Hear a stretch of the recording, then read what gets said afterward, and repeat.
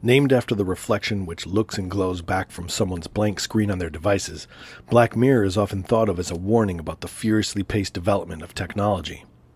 However, series creator Charlie Brooker is emphasizing in recent interviews promoting the new Season 6 of the show that it is not a warning against technology. It's intended for people to look at how they use technology.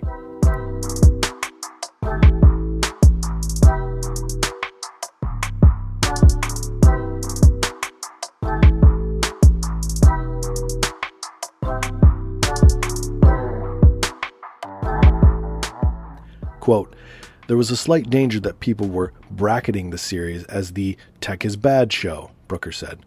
"I found that a bit frustrating, partly because I always felt like, well, the show isn't saying tech is bad. The show is saying people are messed up."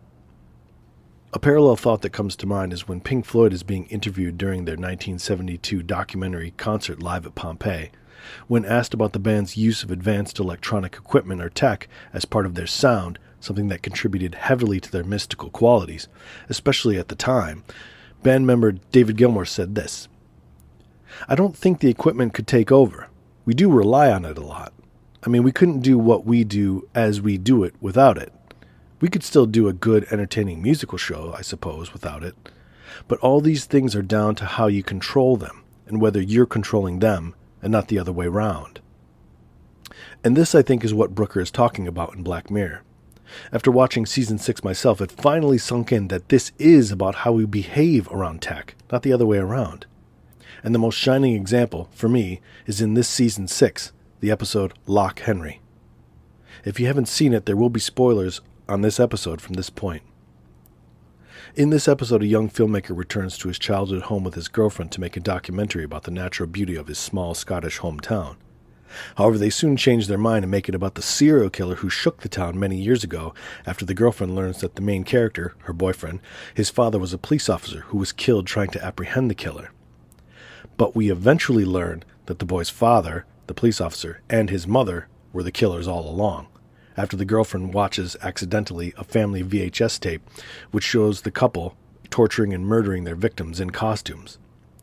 When the mother discovers that the girlfriend learns of her past, she hangs herself and leaves tapes of their murders for her son, along with a note that says, "For your film, Mum." Now in this episode, the technological aspect is almost non-existent. There's VHS tapes and cameras, yes, and the film is perhaps a representation of content or content creation. But to me, this episode horrified me, specifically because it shows us the monstrous things humans are capable of. This whole town thought the killers were some deranged man or men, but instead, it's the local police officer and his stereotypically sweet housewife who does all the motherly things a mom does.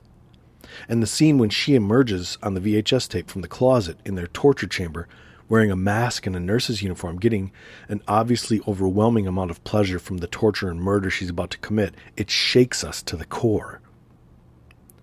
Clearly, this is an extreme example of human behavior, of course, but it's in line with the idea that it's what we do with ourselves, the people and world around us, including tools like technology that create our future.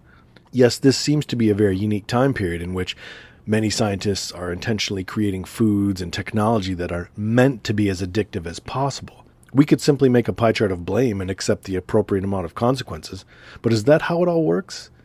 Will that actually do anything?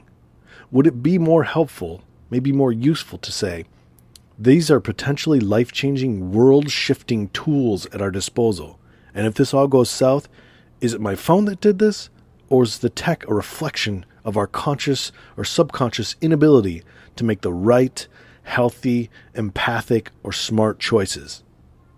Tony Robbins once said, "As a society, we are so focused on instantaneous gratification that our short-term solutions often become long-term problems. And nothing in life has any meaning except the meaning you give to it."